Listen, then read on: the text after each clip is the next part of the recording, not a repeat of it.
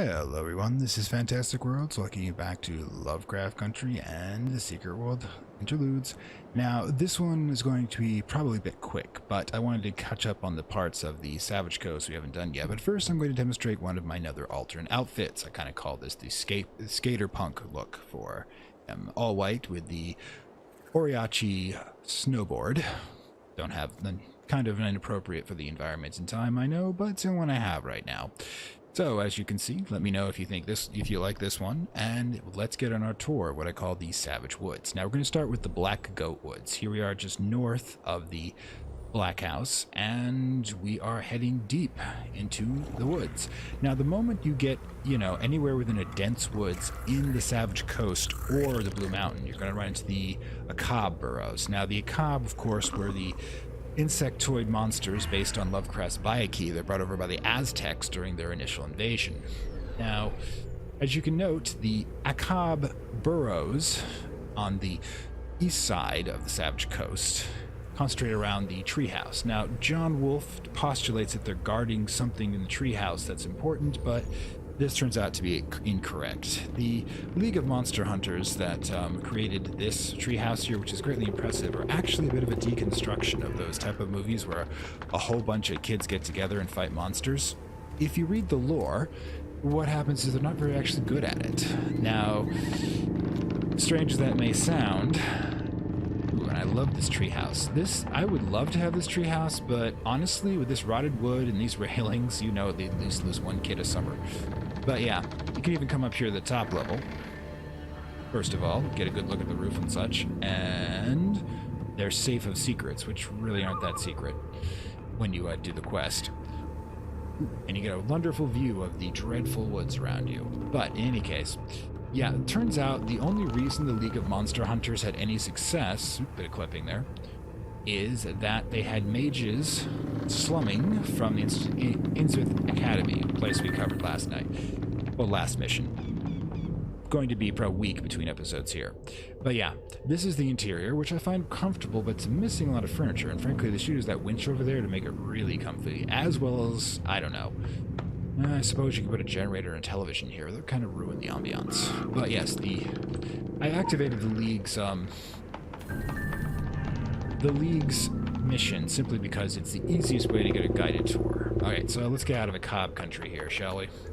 And head over to Dead Man's Canyon. Now, we're following the route of what's considered to be the initiation of initiation ritual for the League itself. Now, what's interesting is that when the League was doing this, odds are it wasn't anywhere near this dangerous. I mean, Dead Man's Canyon's kind of weird because, well, we know the Dead Man's going to animate. It's over here in the back corner. There we are. We know he's going to animate. I'm guessing that normally this didn't happen. I mean, if every time a League member had to poke the body, it got up and tried to kill them. Interesting. I don't think there'd be that many members left. But so I'm guessing that this thing is due to the zombification process, but just kind of strange how the community would just leave a dead body here. Always so many unanswered questions, especially, I mean, we are deep in the heart of Stephen King country. But yeah, speaking of Stephen King, that is a reference to The Body, the short story, or Stand By Me, the film, in which a bunch of kids, of course, celebrate their last summer of innocence by finding the body of a kid killed by a train. There's a lot more to it than that. Frankly, I'd read the book if I had the, oh, excuse me. Ooh, I missed you somehow. Ah, there we go. Can't really tell these Umbral apart, whether it makes me speciesist or racist or what. But in any case, the shortcut.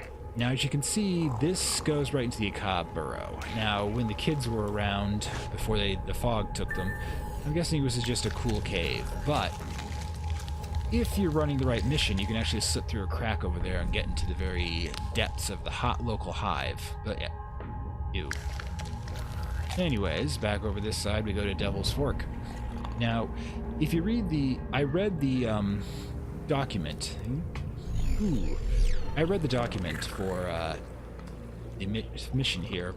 It indicates that the sleeper, the reference in that treehouse itself, which you can read at any time if you choose to get there, is that things like the Shadowrunner and the Sleeper were here, but they were inert. In other words,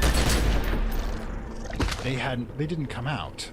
I mean, after all, they would have eaten the kids. So it takes us magical bullets to kill them, or, you know, mystical fire. So they were always waiting here for, well, as we discussed before, the energy surge of the fog's dark anima to make them rise. Just quietly waiting while Illuminati was busy screwing around, sitting on their thumbs, being completely unprepared for the apocalypse.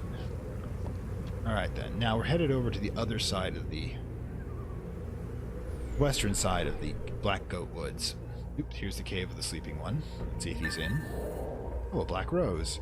Oh, hi. Back to bed.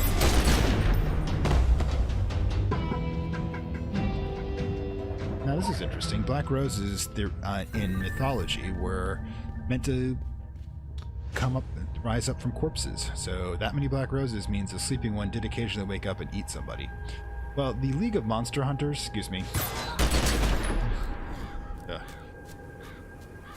League of Monster Hunters probably... Right, they were formed when the Wendigo decided to go crazy in 1986, or 7. I'll double check that. Same year the people disappeared in the motel and Wicker got into hell, so it must have been a year when the veil was thin. They also refer to the Black Pool here. Oh, hi, excuse me. No, I don't think you're pretty. I was talking. Yo, over everything. Anyways, we're supposed to spit into the black pool, which means I'm guessing the black pool of filth existed while the kids were here, but it must have been much smaller. Because when you, excuse me, when you spit into it, see how I've got the spit function going. Where is it? Where is it? Do apologize. Spit, spit, spit, spit, spit. Ah, there we go. Oh. It pisses this guy off. Oop. Hey. Controls back.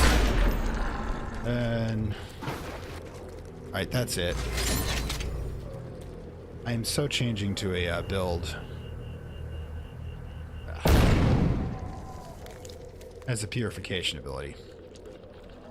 Oh, come on. My apologies. My inability to handle these things. But yeah, I'm using the build manager to try to make things a bit easier. Alright. There we go. Love the purification abilities. Also really cool effects. Tomatoes. No, we're not going to talk about tomatoes.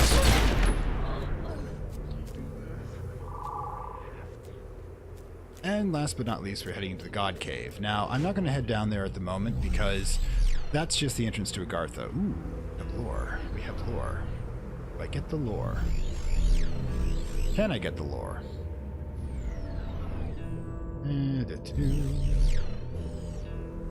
Ah, sorry.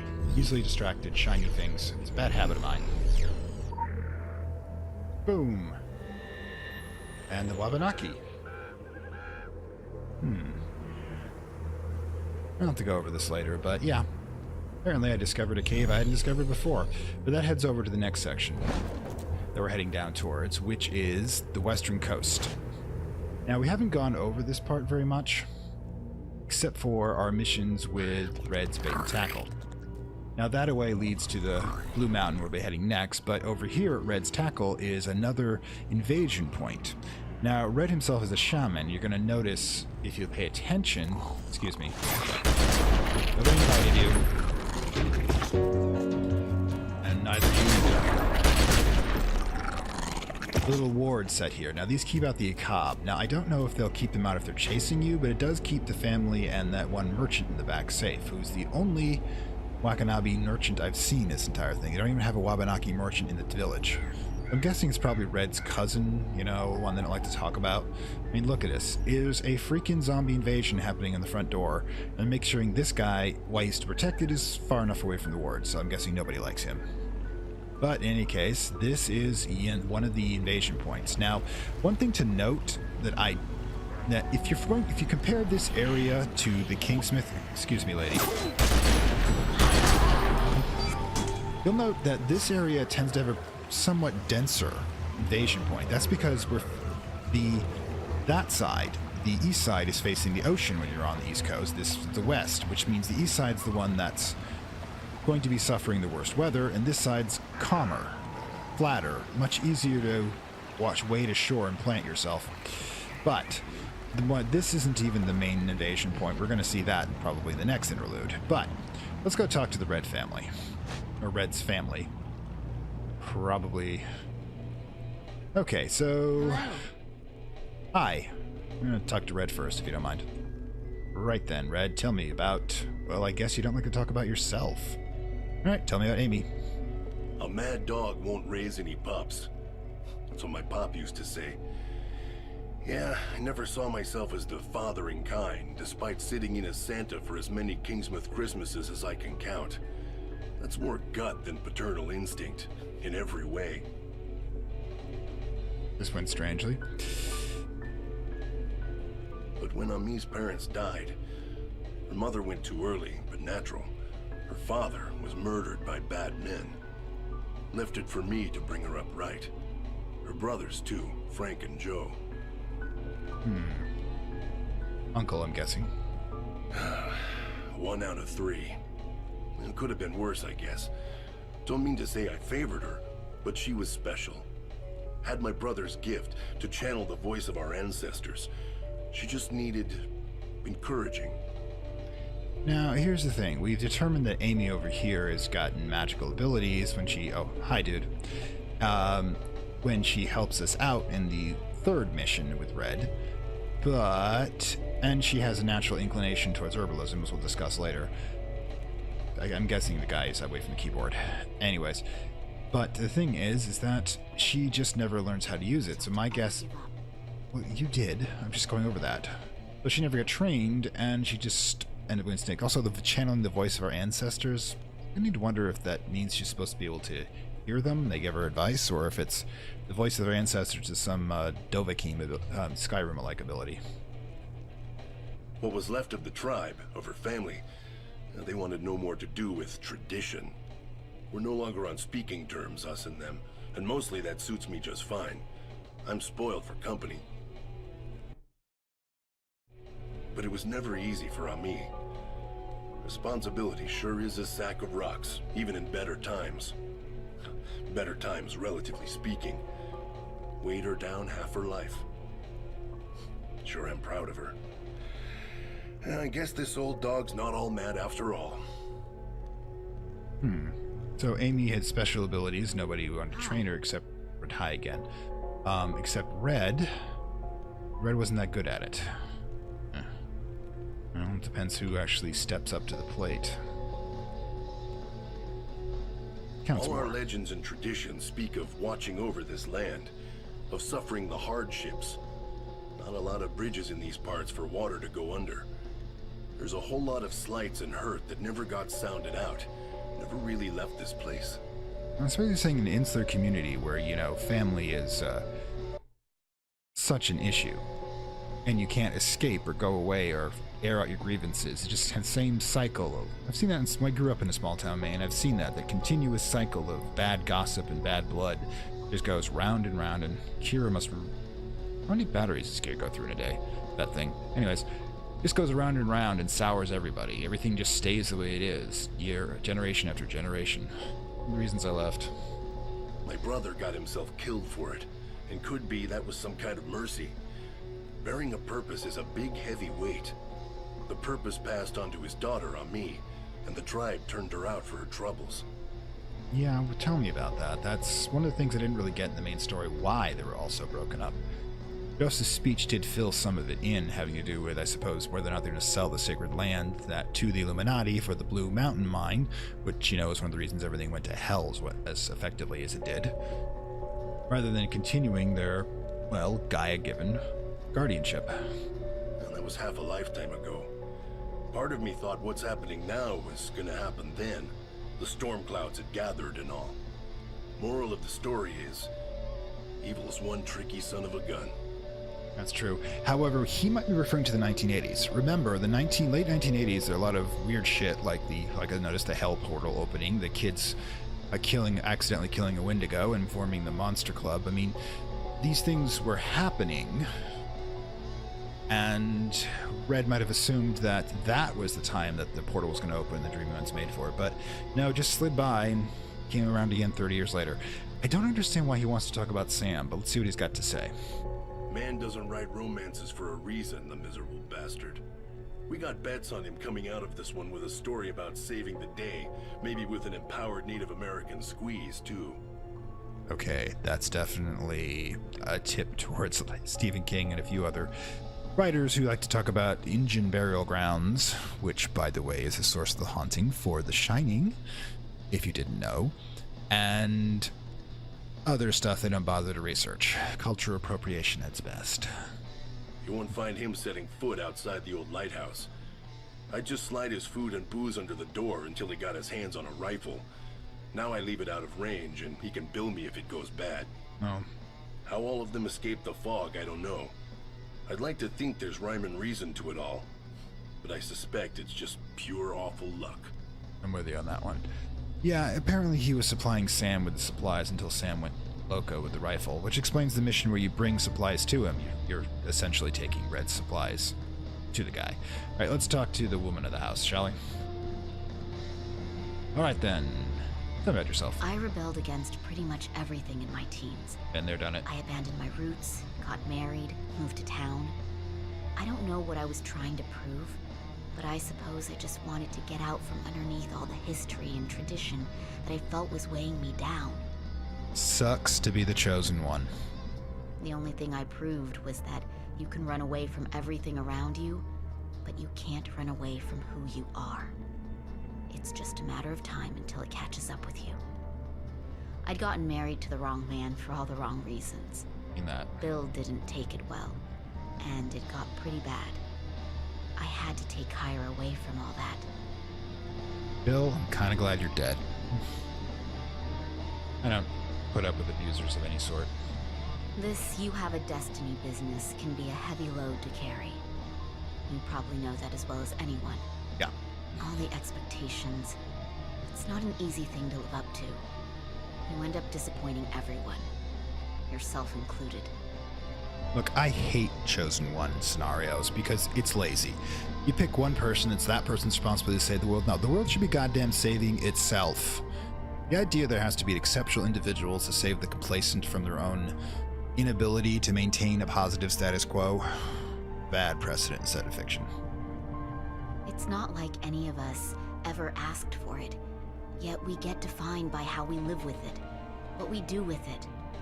Sometimes, it seems unfair that you can't just be, I don't know, normal. I tried normal. It didn't really work out for me. Normal is not a thing, people. Normal is what everybody else you think they are, but they're just as messed up as you are, if not more so. My husband disappeared a few days before the fog hit. He always used to pull stunts like that, go on binges that lasted days. But I'm obviously more worried about him this time. I probably shot him multiple times. You know, stumbling on your corpse. We're not together anymore, but I worry for Kyra. She loves her dad very much, and I know she misses him. Even if she doesn't let on, she's deathly worried. Kids give their parents too much credit. I can only hope that if we come out on the other side of this, he'll be there waiting for her. It might be over between us, but I don't want my daughter to grow up without her father. Whatever Bill's faults, and there are many, he always treated Kyra right. Never really like to see the positive in people like that. By the way, Red's little shop here isn't unusual for little mom and pop places that at least used to be around Maine. Especially with the lobster traps. Don't know why tourists are always obsessed with those. But, you know, tent, a few supplies, some overpriced goods, campers that forget to bring their stuff, and crystals for the new age people. That's more of a 21st century edition. I just love the fact that there's a sign back there, no, we do not sell dynamite. Dynamite hasn't been sold in general stores for a century, people. Stop asking. But, anyways, let's go talk to the brat. Well, I actually, it's tongue-in-cheek there. I do like her. She keeps a positive attitude during the apocalypse, and that's important. Apparently Mom's some kind of Wabanaki superwoman. Who knew? Okay, so she was always obsessed with rituals and traditions. Dad couldn't take it. Made him so mad, my mom and him kept fighting over it. I thought it was just superstition. Here's the thing, kids realize more what's going on than adults give them credit for, which is kind of stupid because the adults were kids once. Whatever you're doing, kids know what you're doing, okay? If you create a toxic environment, no matter how you try, you're not going to hide it from the kids. I guess there's a lot more to it, and she started teaching me about all that stuff. It's pretty cool. I suppose I just have to trust she knows what she's doing. Red says I'm next, that I'll inherit her gift. I really don't know what that's supposed to mean. I'm not sure I want to inherit Mom's gifts. I don't know, getting the school bullies on fire would be cool. I hope at least I get to learn a hex or two. There are some boys in school I'd like to place a hex on. Oh, wait. That sounded really bad, right? Kid, you're on the right path. A few more weeks of this, and I'll even be ready for that fishing trip upstate my uncle's been threatening to take me on. All I have to watch is what I brought with me when we came here to stay with Uncle Red. And anything with zombies or werewolves is off limits. I just can't get into a story that has a pretty girl falling for a hot vampire anymore. It feels very wrong. God, we're still pooping on Twilight. And there's nothing to read around here. It's either Russian authors and poetry or horror stories about small towns in Maine. And I've had more than enough of both. And Stephen King, yeah, Sam Krieg. Sorry, it's not Stephen King. Let me guess, he gave you all a full collection. I didn't mean the thing about the fishing trip. I think it'll be nice once this is all over. Uncle Red and me, we get along. He's teaching me to play chess right now. Oh God, I want to get out of here so bad. I know, the apocalypse just puts a crimp in one's social life. I wish there were more of us here. Not just Mom and me and Uncle Red, but others from the tribe. Or even better, that we could just move to the trailer park. But no, that's impossible. Because you know, there's this big disagreement in the tribe, and nobody talks to anybody anymore. Yeah, and remember, later on in the story, she's actually the one expressing how stupid it all is to be concerned about bad blood among the family during the middle of the apocalypse. Why do I keep stroking my chin? I know someone did something bad to someone else like 40 years ago. I think it had to do with my grandfather, but that was like 40 years ago. You'd think they'd be over it by now. As I expressed earlier, small towns. What's wrong with people? Why can't they just work it out? Mom tried many times, but she always came home crying her eyes out. She gave up years ago. And Uncle Red never talks about any of them. Just goes all quiet and serious whenever someone mentions their names. I mean, I like Uncle Frank and Uncle Joe. They're a bit gross, but kind of funny. And old Joseph is pretty cool too. He's good at telling stories, even though he gets pretty long-winded at times. Just don't get it. We're family. We should be able to at least talk to each other. Here's the deal I have with family like this, is I either patch it up people or abandon it entirely along. Sorry about that. Sometimes I press the wrong button. I mean, it's just kind of ridiculous to be doing that for 40 years, and it just seems like masochistic trying to drag the same stuff over and over again. Anyways, back to the tour. Okay, let's take the coastal route.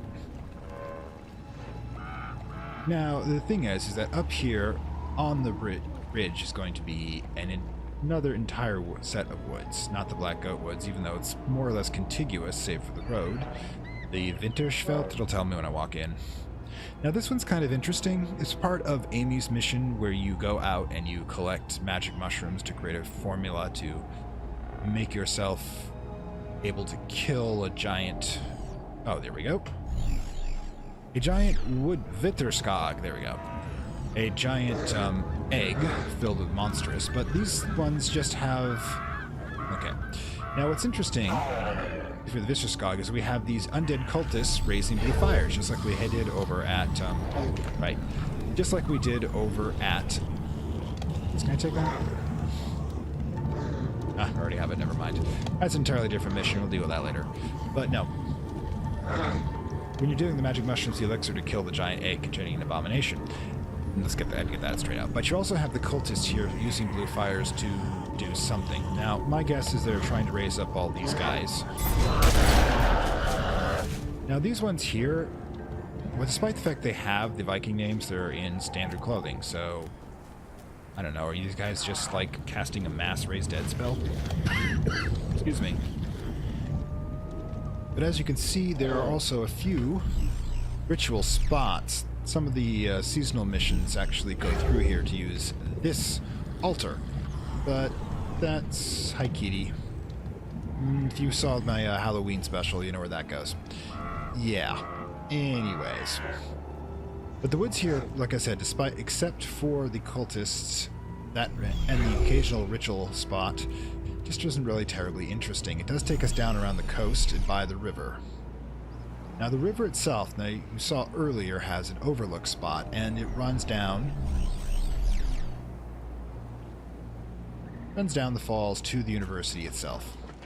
Now that goes up to the bridge, this heads down here, and this area is pretty quiet. It could be that water creates sort of an elemental barrier to the undead, or it's just the fact that, I don't know, there aren't too many dead people down here to be messing with. But it heads all the way down to the coast itself and kind of loops around back where we started at the end of last mission. So, like I said, that's pretty much going to be the end of the episode. There isn't much left in the Savage Coast. The next interlude will be starting over at the Blue Mountain, and we'll be heading in towards the end of the main missions whatsoever. I might just wrap up with a general thoughts and anything I might have missed episode and then skip over to Egypt. But in the meantime, this is Fantastic Worlds saying farewell from Lovecraft Country and the Secret World Interludes. Catch you next week. You will see the dawning of a new age. To be a monarch or a beggar.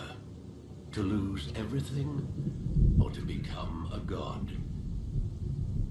To stand with us or against us. The choice is yours.